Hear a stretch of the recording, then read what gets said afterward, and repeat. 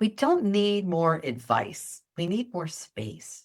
We need to be able to feel and to listen to ourselves. We're not listening to ourselves.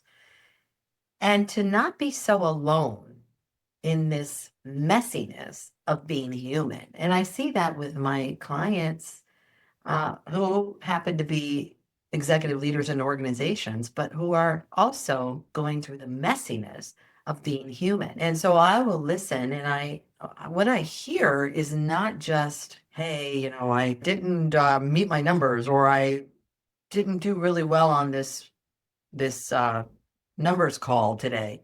What I hear is, I'm really struggling at home. My mother is getting Alzheimer's, and on the weekends and on the weeknights, I have to go see her, and we're trying to figure out where to put her, and I'm dealing with all of this while I'm doing all of this. Or I'm hearing someone tell me after 12 years of marriage, they're going through a really, really nasty divorce and custody battle, and how much energy that's taking, and how they're learning things about themselves and other people that they never realized. One of the things one person said to me that really stuck with me, he said, but what I've got to do is I've got to show up every day. I have to lead teams. I have to make decisions. I have to smile. I have to perform. I have to manage. I have to fix. And then I go home and I lie awake at night and I wonder, is it just me? Am I doing it wrong? Why does everyone else seem to have it all together and I don't? Welcome to The Inner Edge, a podcast about leadership, self-mastery, resilience, and reinvention. For the past 3 years, I've been doing this podcast. I've had incredible conversations with some of the most thoughtful, deep, brilliant people, some of the thought leaders that I admired and I always wanted to talk to. And I've talked to authors, I've talked to psychologists, I've talked to thought leaders, I've talked to these rock star executives. And in these episodes, I dive into what has always been my interest, is not just tips, but into the inner work of leadership. Things like self-awareness, things like presence, things like emotional intelligence, the things that I think, with my experience over the years, move the needle for people. And all of these conversations, they were incredible. I learned a lot. I hope for those of you listening learned a lot. They were rich, they were meaningful, they were rock stars. But here's what I started to notice about my own content, especially the solo episodes I was doing. So not so much the interviews, but this kind of episode where I'm talking to you. Even when I was talking about the deeper stuff, which is the stuff that I'm interested in talking about, because I think really that's what makes meaningful change. I would be talking about healing or self-awareness or self-doubt. I still felt like I had to offer tips because I was told, people want tips. That's why they're listening. They want the 5 steps to something. So I would say, okay, here are 5 strategies to show up with more presence. Here's 3 tools to manage overwhelm. And, here's how you stop reacting to your environment. And honestly, I think those things are helpful. Sometimes we need a tool, we need a reframe, we need a practice. And especially when we're first starting out in whatever it is we're doing. So if we're first starting out in a leadership role, or it's the first time we're doing something, we need some kind of a tool or a tip or a strategy. And then we just keep practicing, it becomes our own. But after a while, as I was doing this, I felt like I'm just adding to the noise, because there is a lot of that out there. We are bombarded with advice. I mean, I can't even tell you, I don't even know how many thousands of podcasts there are out there. And then there's books, there's leadership books, there's celebrities talking about things, there's coaches, everybody's a coach. There are wellness influencers, there's thought leaders that are on social media telling you, do this or make sure you do this. And some of them have a lot of experience, and some of them have very little experience. They're just telling you, hey, this is what I read about, this is what I learned, etc. So everything out there is now starting to sound the same to me. Like everybody has a hack about what it is that we should be doing to live a better life, to be a better leader, that we need to sleep more, we need to care less, we need to lean in, we need to let go. I mean, you've been listening to all of this stuff. And it's not that this advice is wrong. So please, I am not knocking this advice. I'm a big advocate of self-improvement.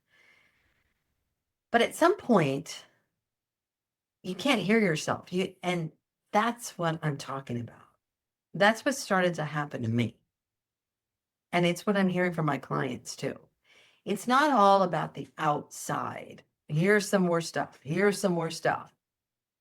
I remember, and I'll tell you kind of what the turning point was for me to take a different approach with this podcast and this show.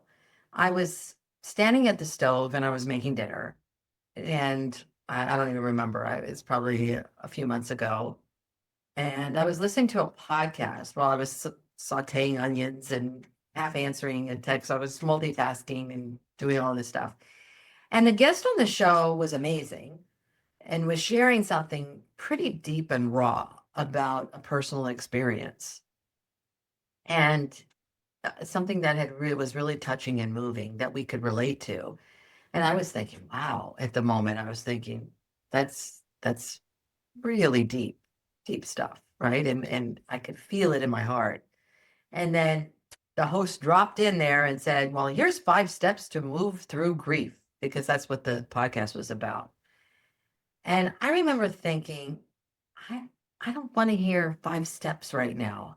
I just want space to let that simmer and to let myself kind of relate to this person and then hear what this person did. I didn't really want to hear about 5 steps to go through grief because that would be in our head. And in a moment I was in my heart and I was actually feeling the person as they were talking. And so I know that's a very simple example, but that stuck with me because I realized that most of us, we don't need more advice. We need more space. We need to be able to feel and to listen to ourselves. We're not listening to ourselves. And to not be so alone in this messiness of being human. And I see that with my clients who happen to be executive leaders in organizations, but who are also going through the messiness of being human. And I, I, I have relationships with people over time, and we set goals and we work on the things that they want to do to become a better leader and all of those things. But what I find is in some of our calls, what they're really looking for is space to be human. They're looking for space for someone to listen and really see them. And so I will listen, and what I hear is not just, hey, I didn't meet my numbers, or I didn't do really well on this numbers call today. What I hear is, I'm really struggling at home. My mother is getting Alzheimer's, and on the weeknights I have to go see her, and we're trying to figure out where to put her, and I'm dealing with all of this while I'm doing all of this. Or I'm hearing someone tell me after 12 years of marriage, they're going through a really, really nasty uh, divorce and custody battle, and how much energy that's taking, and how they're learning things about themselves and other people that they never realized. And those are just like little examples, right? There's another conversation that I'll have. It's like someone will tell me, I'm burnt out. I'm trying to stay positive. I'm trying to stay inspiring, but I am just tapped out. I don't have any more to give. I'm not inspired. How can I inspire other people? These are the top of mind things that people have in their hearts. And so giving someone, oh, yeah, here's another tip So here's what you should do. You should just go get some sleep. I don't think that that will, well, it might help. Sleep helps. I'm not saying. But I really would like to have conversations that go a little bit deeper. The people I coach are at the top of their careers. They're C-suite, they're executive level, they're founders, they're change makers. And here's what I can tell you, almost none of them are walking around asking for another tip or a method. They're just trying to hold it together. I'm serious. Through the ordinary, unglamorous complexity of life. I mean, we talk about things like aging, we talk about things like fitness, health, not feeling like they're at their best anymore. Like, one of my male clients was saying, oh my gosh, I've gained 35 pounds. I don't feel like myself. I'm not active. I'm not doing things. Those are the conversations that are real. And so, as I thought about this, one of the things one person said to me that really stuck with me, he said, but what I've got to do is I've got to show up every day. I have to lead teams. I have to make decisions. I have to smile. I have to perform. I have to manage. I have to fix. I have to solve. And then I go home and I lie awake at night and I wonder, is it just me? Am I doing it wrong? Why does everyone else seem to have it all together and I don't? But it's not just you. We're all in this and we're all struggling with these things. And so trying to integrate that inner chaos of real life with the roles we play is something that we don't talk about that much. When we talk about success, we see the pinnacles of success. We don't talk about all the messiness. As one of my clients says, all the chaos, all the heartache, all of the things that are going on in real life. We just talk about the perfection portraits of things. Even when we do these shows and I invite somebody on, it's like, what advice would you give? You got to this pinnacle of success. What advice would you give? But we don't talk about, well, look at all the stuff that goes on in my life. So trying to lead and show up when we feel invisible or we feel like we're losing ourselves, trying to lead and listen to our intuition in a world that prizes us or gives us rewards for having the answers. So how do we listen to our voice? We lose sight of that voice because we're always trying to be something. And so this new season of the podcast, I've really regrouped, thought about all of this, and it's not just a leadership show anymore. It's not a personal growth show. It's not a self-improvement show. I mean, we like to label things. It's, is it personal growth? Is it leadership? I mean, even my podcast um, manager, producer asked me, what's the goal of your show? And the goal of my show is to offer you something more raw, more honest, more you and me at the kitchen table at 8 o'clock at night when the day has knocked you sideways and you just want space to listen, space to process, space to hear the stories of other people, to space to normalize some of the things, and also ideas about, and should I be thinking about it this way? Not necessarily advice. Well, there will be some advice thrown in, but ideas. This is where we talk about some of the real things.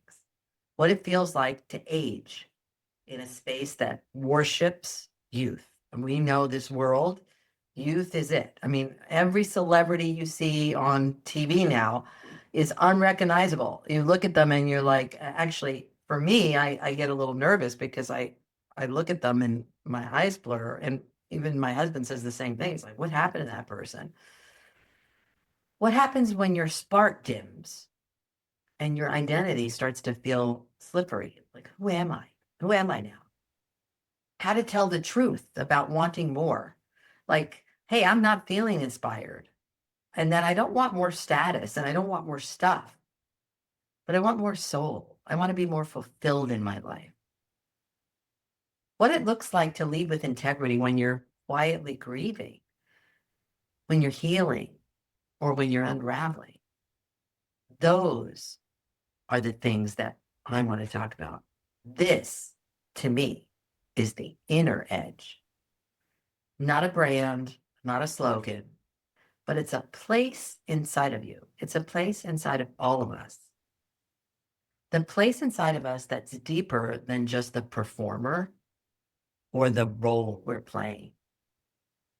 That place that's still, that's honest, and that's alive within us. That soul that we lose so much touch with, and that perhaps in this show we'll rediscover by connecting with some of the content and some of the people that I'll have on the show. Some episodes, it'll just be me. I'll tell you stories, I'll reflect, I'll offer questions, I'll give you some lessons learned from my own, especially about things that I just mentioned that I'm learning along the way. And other weeks, you'll hear from people that I hand select. I hand select everybody that comes on this show.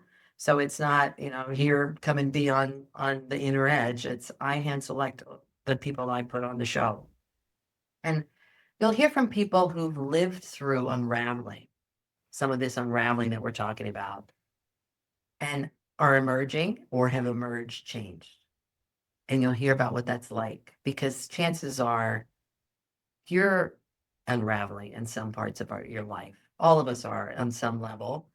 And how do we simmer and move through that unraveling together? Not shinier, not better, just being more ourselves and more real. I guess you see I'm exhaling, I want this to be the podcast that makes you exhale, like I just did. I took a deep breath as I said that. That reminds you that you're not behind and you're not the only one, and that chaos is normal and perfection is a myth. You're in a chapter possibly in your life that you're seeking more, and the chapter in your life is asking more of you. You're not necessarily in that proving chapter anymore. You don't have anything to prove. And you've outgrown that performative version of leadership. I've got to perform. I've got to show everyone. I've got to prove who I am. You've proven who you are. If you're here, it's because your inner life is asking for more than just external strategies. If you're here, it's because something inside of you is stirring. Maybe it's something raw. Maybe it's something you don't even know what it is. So I will tell you this. You're in the right place. You don't have to have it figured out. You don't need a blueprint or a framework. You just need to come home to yourself over and over again and trust your inner voice. But to trust that, you've got to be able to listen to it and find that inner edge. I'm really glad you're here.